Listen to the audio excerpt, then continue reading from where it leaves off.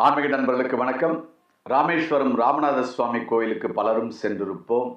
அக்னி தீர்த்தத்தில் நீராடி, கோவிலில் உள்ள 22 தீர்த்தங்களிலும் நீராடி, மூலவர் ராமநாத சுவாமியை தரிசனம் செய்து, அம்பாள் பர்வதவர்தினி அவர்களையும் தரிசனம் செய்து வருவது வழக்கம்.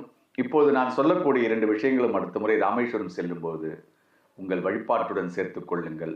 பல அற்புதங்களை காண்பீர்கள். பதஞ்சலி முனிவர் மூலவர் ராமநாத சுவாமி பாதங்களில் தான் முக்தி அடைந்தார். எனவே அடுத்த முறை மூலவர் ராமநாத சுவாமியை தரிசனம் செய்யும்போது மனதார பதஞ்சலி முனிவரையும் நினைத்து வழிபடுங்கள்.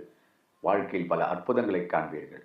நிறைய பேருக்கு தெரியாது, அம்பாள் பர்வதவர்தினி சன்னதியில் ஸ்ரீ சக்கரம் பிரதிஷ்டை செய்யப்பட்டிருக்கிறது. மிகவும் சக்தி வாய்ந்த இயந்திரம்.